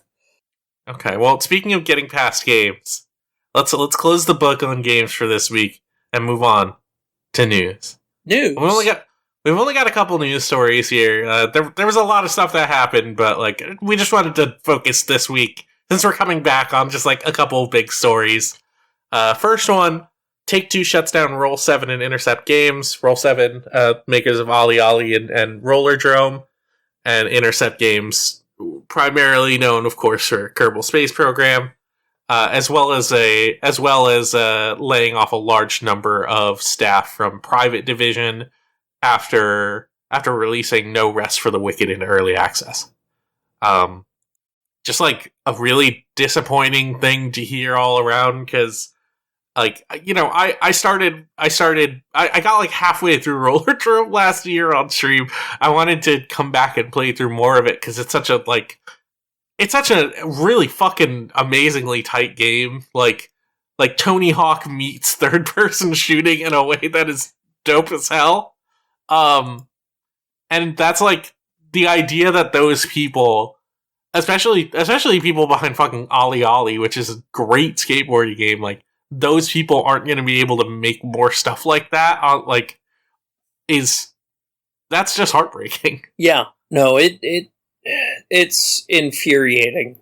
Like, even in spite of shutting down Intercept Games, the Kerbal Space Program Twitter account did post out that Kerbal development of Kerbal Space Program what is my problem? The development of Kerbal oh my god! Ooh! I can't talk. it's okay. It's okay. The development behind Kerbal Space Program 2 is still ongoing, presumably under Take Two, which is, I guess that's fine in the sense of like that game is eventually going to come out, but fucking like what a depressing situation that is. To be working on a highly anticipated game like that, only to just be undercut. And the fact that, like, No Rest for the Wicked, which, like, I don't know how much about that game you've heard, but as someone who mostly is in, like, Soul circles, that game is getting so much traction there. People who play Souls games are super, super into this game since it came out in early access. And the fact that it's not done yet... Yeah. Or who knows how much of that is like still needs to be worked on. But like the fact that it's still in early access, it's not even finished or anywhere like close to release, and they just fucking get rid of so many people working on that game. Yeah. Which is like, in terms of what happens in game development, is not unheard of when a game releases. Yeah. But I don't think I've ever heard of that happening after an early access release before, yeah, especially the early... Well, I mean, so many companies, like, call things early access that are not early access these days. Like, I mean, what? Fortnite is still considered early access, or at least was until, like, a year ago. Like, it's insane to me what some companies call early access. Mm-hmm. When it isn't actually.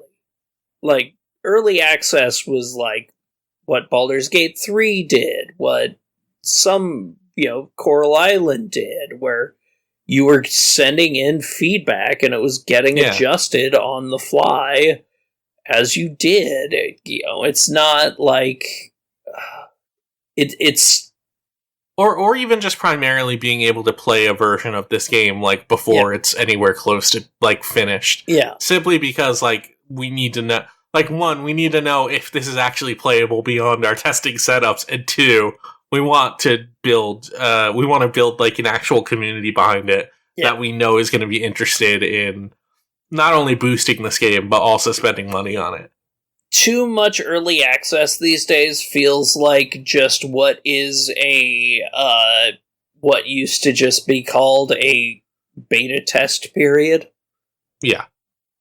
Where, servers are up and down, or, if it's an online game, servers are up and down for months at a time. I feel like for the most part, when it comes to, like, indie development, though, it is largely... Here's my idea. It's not finished. I want to at least see if I can get paid for it. Yeah, which isn't a bad thing. No, it's a great thing.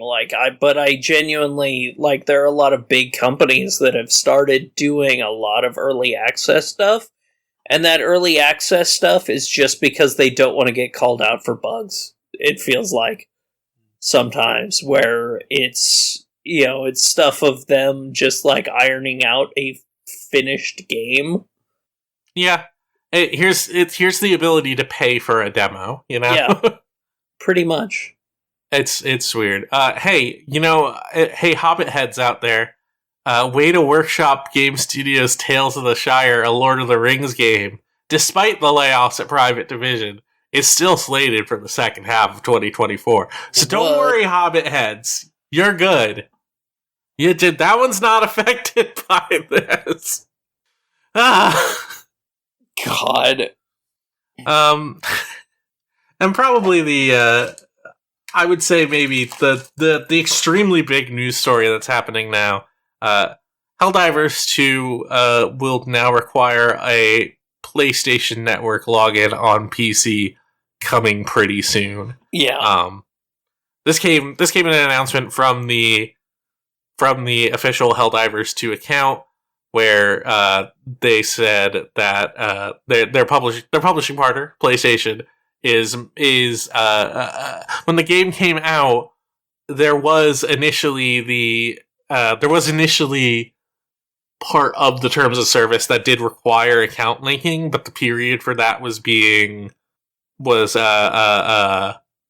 what's the word for it? It was paused because of all the server issues. Yes. So that people could get in. Because, I remember when I got it, it took me, 2 hours to tie my account in. Because shit was just crashing constantly. And especially with all the positive feedback it was getting, it's you really don't want to undermine this by adding another layer of hell for this to go through.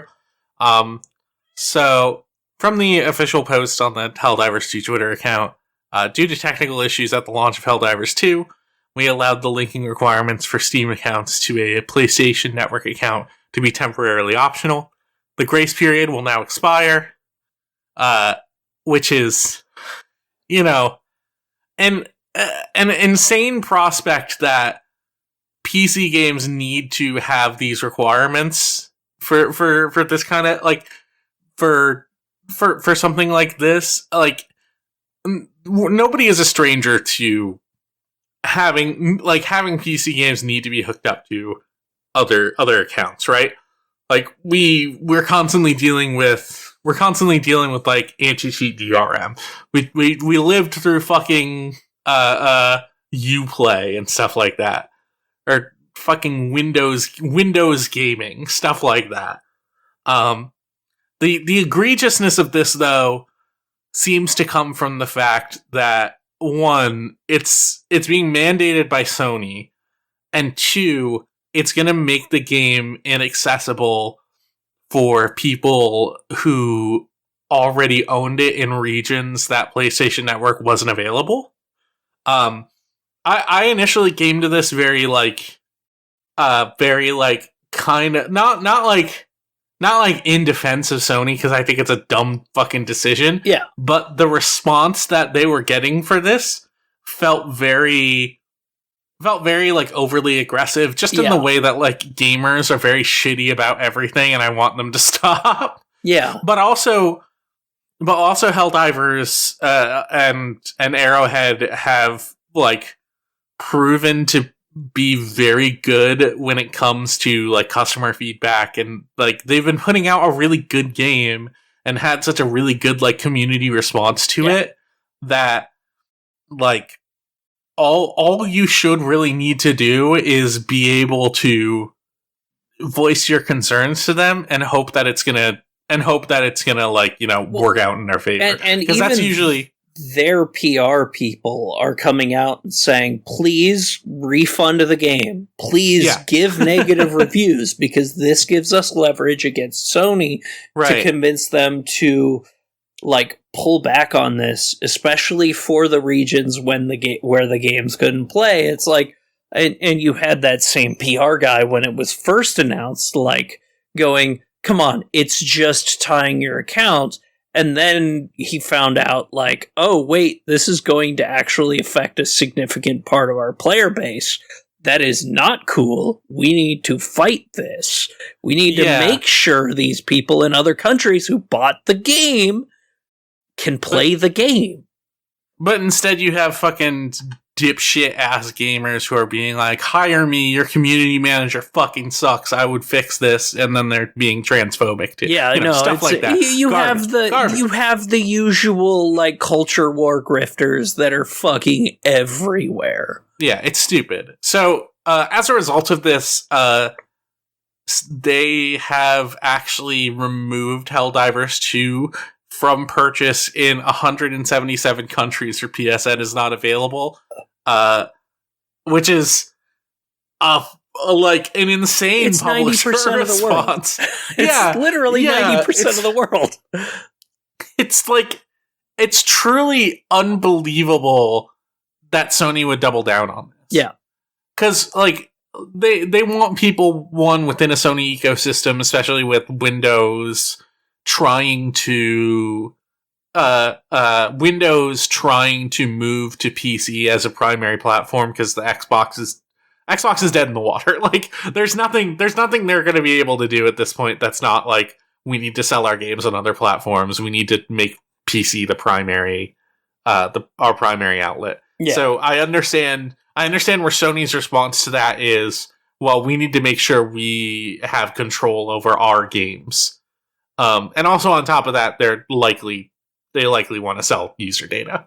And the fact that they would respond by making the game a game that was already purchasable and playable on certain platforms, just not so anymore. Yeah, that's fucking insane. It's insane.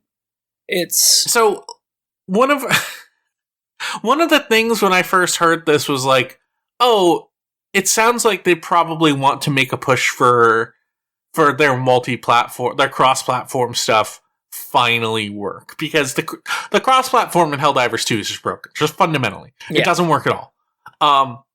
And a good way to do that would be, hey, if you want to play cross-platform with people, you should opt into linking your PSN account, and then you would be able to play with people on the PlayStation Network. Like, that would be the smart way of handling that. But forcing it, mandating it, and then just not selling the game anymore in places like this is such a fucking draconian response. Like fucking, I'm glad the game, like, I don't want to say I'm glad the game is getting fucking, like, review bombed, but I'm glad at the very least that, like, they understand what review bombing means and what this is going to do what this is going to be able to do for them. Because, you know, Helldivers 2 is a fun game. Yeah. We've both played a bunch of it in this period where we weren't podcasting. I'm sure we easily could have talked about it for fucking, like, 20 minutes. I have played, like, 3 or 4 matches. It's great. It's super fun. I love that game. I did, like, my first trip in was a difficulty 7 with friends. That's nuts. And it was so much fucking fun. I was just like, oh my god. I have no weapons that are capable of doing this, but fuck you, I'm gonna kill some bugs. I would love to play more of that game, but now the well is tainted on it, and the worry for me is because of how reactionary gamers are, that even if the PSN account thing, like, does get resolved, and they do manage to make it non-mandatory, I worry that, like, the stink on Helldivers 2 is going to be so fucking strong that it's just not going to be able to recover. They're doing the best that they can. There has barely been a drop in player numbers. Probably. No, but they're literally, the numbers have not been hit. It's been like 0.04%. Right, but new players coming in is going to be like probably next to impossible at this point. Unless they can actually achieve, achieve the goals of this campaign and get the results they want, and then people can reverse course on all of their negative reviews. Because some people are just going to go in and leave a negative review, and then that's it. You know? Yeah. But, like, the problem is, like, Sony has no reason to back off because it has not hit their numbers. I mean, I assume it's going to hit their sales numbers at some point. Like, they're going to see Helldivers 2, like, sales are not reaching their expectations. I mean, when they've already surpassed them to a level that they would have expected in 2 lifetimes. But you don't understand how infinite growth mindset works. I know. I know. But it's super frustrating. No, you're right. You're right. The ROI on it has been insane. Like, people who are playing. I loved Helldivers. And I thought that game was excellent. Yes, and the same. fact that there was a second one coming out that was a third-person shooter that would somehow do what Helldivers was going to do seemed like an insane prospect and was going to be such a weird niche thing that I was worried that it was going to have a player base. But no, they fucking blew that shit out of the water. It's really, I can't, like, I'm sure there's going to be a drop off for Helldivers too. Yeah. If this goes through the way it goes through. But it's just a matter of, like, the reputation at this point is in the gutter. It's in the gutter, and I'm hoping that it can come out if they get the result that they want out of this, you know? I mean, I hope Arrowhead can win. Yes, they deserve, like, fucking awards for what they were able to pull off with this. Even if it is just, hey, people in those countries that don't have access to PSN can still play the fucking game. Because they do that already because, like, they just create, like, US PlayStation accounts, you know? But I mean, you can't even buy the game in those regions anymore. That it's insane. So you can figure it out one way or another, but still. Well, yeah, but most people aren't going to do that. I mean, if you live in a region where this stuff has been on, like, this kind of stuff for you has been locked out, like, by region for so long, I'm sure you've already found your ways to make do. It sucks. It's such a just. I feel bad for the devs. I feel bad for a lot of the people who are going to get locked out. Like, even if you don't get locked out of the game, you are locked out of being able to buy the expansion shit. Probably. We'll see. Yeah. You know, it's. I don't know. I mean, if you're at the point where you're buying where you're signing up for a fake PlayStation Network account, I'm sure you'll be able to get the things you want to get. No, it's all ridiculous. It's all absolutely a fucking nightmare. I'm hoping they come out on top because a good game deserves better than this. Quick update. Just like hours after we recorded this episode of the podcast, the official PlayStation account went and posted on their Twitter, Helldivers fans, we've heard your feedback on the Helldivers 2 account linking update. The May 6th update, which would have required Steam and PlayStation Network account linking for new players and current players beginning May 30th, will not move forward. We're still learning what's best for PC players, and your feedback has been invaluable. Thanks again for your continued support of Helldivers 2, and we'll keep you updated on future plans. So, huge W. Lorelai, my friend. Yes. Are you ready to move on to questions? I am ready to move on to questions. I also feel ready to move on to questions. If you want to send us a question, you can send it to gamesline.tumblr.com/ask. And you can sound a lot like Anonymous, who asks, what media property deserves a fighting game, even though it will probably never get one? Ooh. What's your Suikoden fighting game look like? That could actually work. It would have to be a tag game. It would have to be a tag battler. Because you would have to be able to do unite attacks if you like fucking got three specific characters together for a super attack with a really cool animation that actually doesn't do much damage. No, I don't think I'd want a Suikoden fighting game. I'd want a Suikoden Dynasty Warriors game. Yeah, that would be perfect. But here's the thing I want is I don't want like a specific media I mean, I guess I want a media property to get a fighting game, but like I don't want the Fire Emblem fighting game where it's like, you play as Ike and Lucina and fucking Crom or whatever. Like, I don't want, because that's what they would do. I want the Fire Emblem fighting game where you're playing as fucking like Raphael and like, you know, Gold Mary or whatever. Yeah. Like, give me all of the fucking, like, third string, designed basically to die characters in permadeath. I want all of the like, the ones with the good supports, you know? Yeah.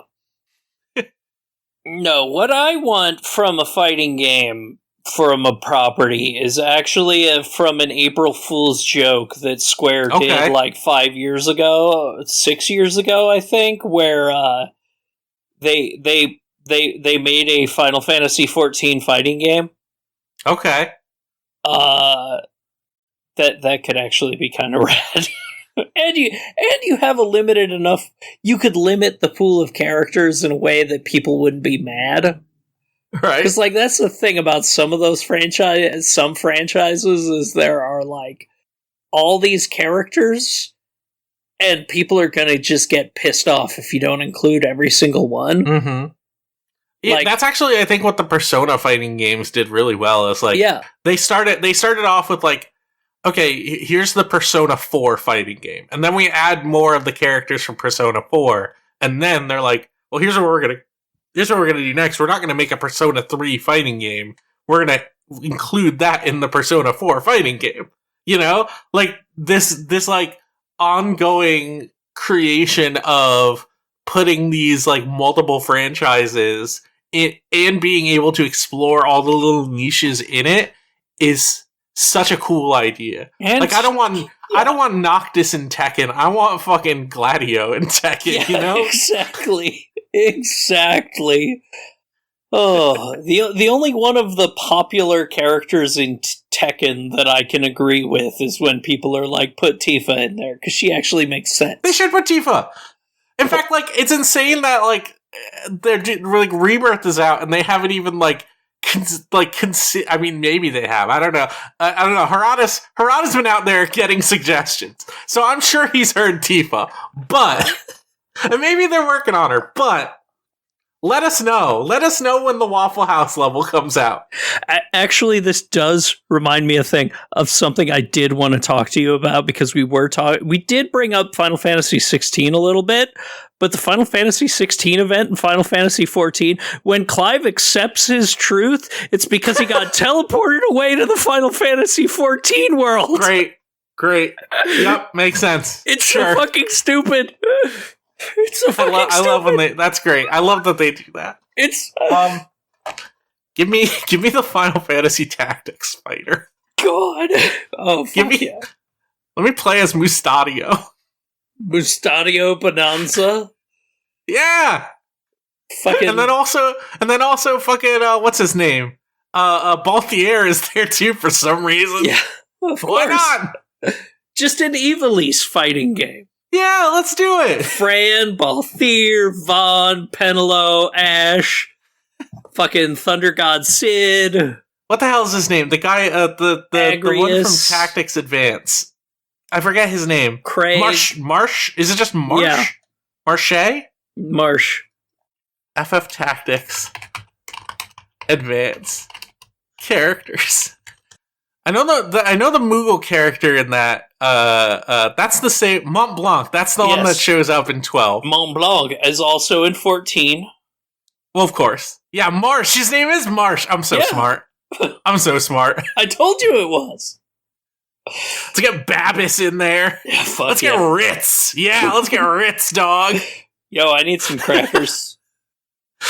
Dude. Ritz has got a combo with a fucking +2 on block, and it confirms. Oh shit! I don't know fighting games. I'm sorry. You can't even talk about Final Fantasy fighting games at this point, because like Dissidia did most of it already. God, they should put Agrius in one though. Yeah, give me the Tactics Ogre fighting game. Oh my god.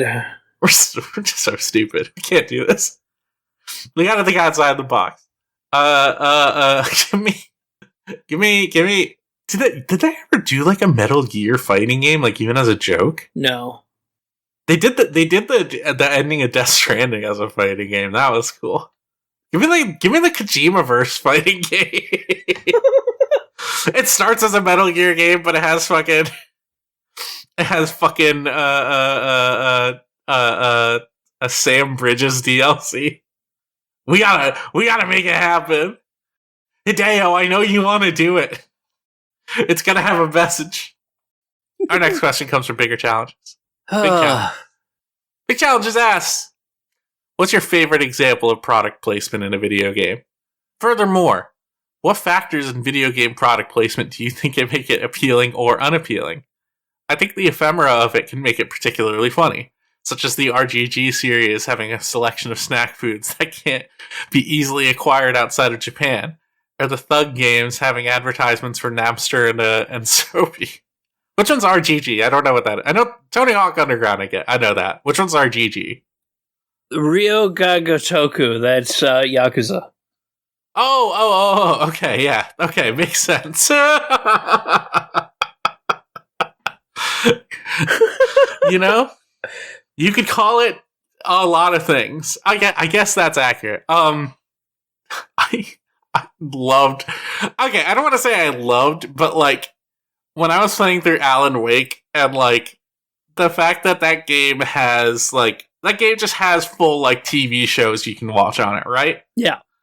And then you get to one of those TVs and you hit play, and it just starts playing a fucking Verizon commercial, beginning to completion. And you see the fucking, you got the Energizer batteries, you got the fucking, like, huge Verizon billboards all over the place, and I'm just like, man, they don't make games like this anymore. They really don't. What happened? That game fucking rocks.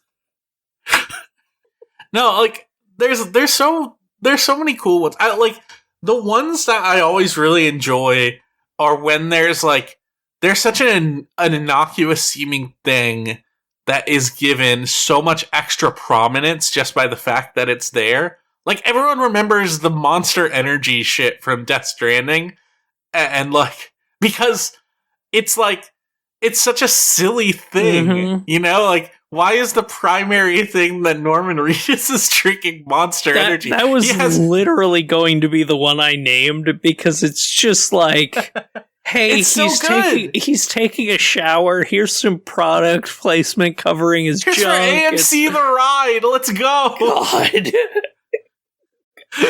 I was never going to watch AMC The Ride, but the fact that it's not just product placement for an AMC show, it's a product placement for a Norman Reedus AMC show in a universe where Norman Reedus is playing the main character. That's so beautiful! Only a genius mind can do this! Oh. And you can tell the Monster Energy thing wasn't even just like, Monster approaching Death Stranding, meaning like, we have an idea for you. That's a Kojima original where he's like, I have been drinking nothing but Monster Energy. I need to include Monster Energy in my video game just so everyone knows about the great healing, restoring properties of Monster Energy. You get a canister that regenerates Monster Energy when you walk in water. And they removed it. The bastards. The fools! They don't understand the vision! Oh my god. There's like, you look at like examples of it, and there's so many like really funny ones I hardly remember. Like, I played Enter the Matrix, and then it's like, oh my god, yeah, that just had like Powerade vending machines all over the place, didn't it? God. So the cup noodles in fucking Final Fantasy 15, beautiful, amazing. There's a beauty to product placement in video games. Oh my god, where the fucking cup noodle quest line. Yes. Oh yes, my god. The fact that it's such a blatant advertisement for cup noodles in every way transcends the fact that it's an egregious advertisement and turns it into something extremely fun. God. Now I'm just remembering that, and just like the fucking dialogue where it's the taste of the cup noodle as the shrimp gets in it. Oh, you. The way the powder blends in with the. Oh my god. I think we need. I don't think we need more moneyed influences in video games, but I do think video games should reach out to more out of universe properties to put them in their games. The Final Fantasy 16 one is also especially funny because it's like, you're not on Earth. You're in a whole other world, and they still got cup noodles and they have fucking Coleman camping gear. Yeah. It's beautiful. Oh my god. Oh my god, the Subway Uncharted crossover. Oh my god. And in 2011, Sony Interactive Entertainment and Subway launched an ad campaign that allowed players to access the multiplayer mode of Uncharted 3 a month prior to its release. Players could earn in-game items such as a Subway uniform and sandwich. The main character of the Uncharted series also explicitly references the Subway $5 footlong. I know That's we're an evil after one. treasure, but you know what my treasure is? A $5 footlong from Subway. I like a BMT, that means biggest, meatiest, tastiest, with lettuce, olives, bell peppers, some jalapenos. It really seems like the latest one. I mean, aside from Fortnite, because Fortnite is the fucking... That's the product machine. You know? Like, that's the brand's machine. It really seems like, though, we haven't had any, real silly crossovers since, Death Stranding. That's the most contemporary one. You know? Yeah. Other things are, video game crossovers, which aren't the same. It's also the most, wildly blatant. Yeah. I don't know. Well, these brands gotta... whenever brands come for a fucking, crossover thing like this nowadays, it's shit like the Final Fantasy VII Rebirth Popeyes DoorDash crossover, where you can get a special materia if you order Buffalo Ranch items off of DoorDash, which I couldn't do because even though I had Popeyes and DoorDash, they didn't have Buffalo Ranch items, so I couldn't get the special materia, Square. What happened? Oh no! What I have? Oh my god! The Final Fantasy XIV has been doing a bunch of Grubhub tie-ins to get mounts, right? And it is literally the worst. That shit drives me insane. It's so fucking bad. It is. I want to look at a product and remember that it exists. Be like, that's really funny that you put it here. I don't want to have to buy it.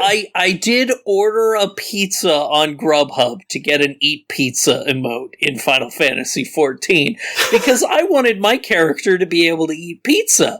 You know the fucked up thing? They had a limited of 5,000 codes and they did not say it was limited. So you had shitloads of people ordering pizza as soon as it launched, and they sold out of codes within a minute. What a fucking mess. It was incredible. And then they edited the terms of service later or the rules of the contest later to say that it was a limited amount when it didn't. It's so funny. Oh, it's so funny. I love a good product tie-in. Me too. I like when it's very I like when it's very nebulous. I like when they're whole. My favorite kinds of advertisements on podcasts and stuff are the ones where it's they're having fun with it, you know? Yeah. They're using it as a base to do something fun. And I think you can do that in video games super, super well. I think and we just don't get that anymore. The ones that work are the ones like the Final Fantasy 15 one. Yeah. Because it is just straight up great. Wayne's World 2. Yeah. It is that scene from Wayne's World 2 of someone had to author content for the purpose of doing a cup noodles advertisement, and they put their whole pussy in it, you know? And it's great. You need to be 100% blatant with it, because if you aren't, it's just annoying. I'm sorry, if I'm running through a town in... Like, if they release a Fallout game and I run into a fucking Coke machine, I'm gonna be fucking pissed. Mm-hmm. I'm gonna be like, fuck you, this game sucks. But, like, I'm sorry, if I'm playing, like, Skyrim and suddenly someone's talking about Elder Scrolls 6 and somebody is just like, man, I just found this great new drink. I'm gonna be like, as long as your whole pussy's in there, as long as you got that whole you have thing to own going, it. You have to own it. as long as it is the you have to own it, and you need to make it work in your world. Yeah, you just like. Lorelai, I have one last question for you. This question comes from Cello Buster. And again, if you want to send us questions, you can always send it to gamesline.tumblr.com/ask. And Cello Buster asks, you must connect your Tumblr account to a PSN account to access this message. If you do not have a PSN account, you can sign up for one here. And there's the link. We're just going to go ahead and click on that just so I can sign up real quick. Oh no.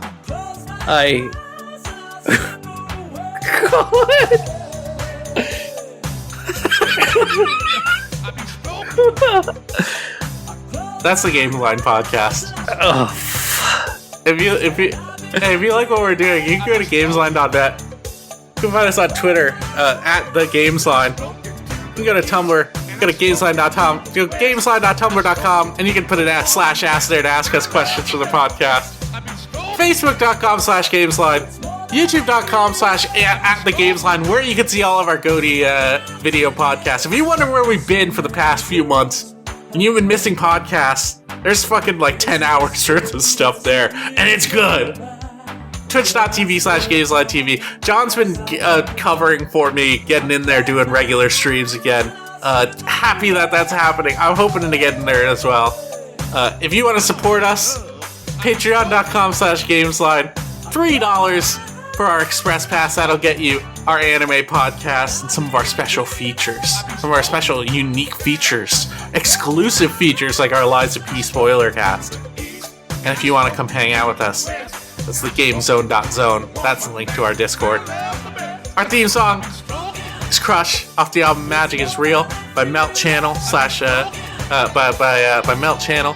You can check out their music at meltchannel.bandcamp.com and their other act, Magic Circuit, magic-circuit.bandcamp.com. Lorelai, I've just had this playing in the background while I've been saying all this. So have Lorelai, where can people find you? You find me at twitch.tv/Judgment Scythe at Blue Sky and Twitter and everywhere. And I'm going to be doing a lot. You're going to be seeing a lot more of me now that my schedule is kind of chilling out. So I'm pretty excited about that. So I'm FKA Socks on Twitter. You can search FKA Socks on Blue Sky, but it's gameslud.me over there, which is in reference to something very nice and cool. That's something you might already be aware of. And hey, go for no particular reason, go to twitch.tv/FKA Socks and give it a follow for whatever reason. No reason. It's not like I stream or anything. I think that's everything. Go check out all of our GOTY stuff, including all of our fucking amazing guest lists by all the amazing guests that we had. Fucking Robbie Dude, Trex, fucking Trevor Strunk, Hagelbon, fucking No Cartridge Audio. He put out an amazing list. Solon gave us an unhinged ass list full of YouTube videos. Go read all those. They're so good. And then, of course, just hold on. What did I do? Oh, I just do the Kenny Omega thing, don't I? Yeah, I go goodbye, good night, bang, chugga chugga, and games forever. Goodbye. Chugga chugga? Chugga chugga. Chugga choo choo.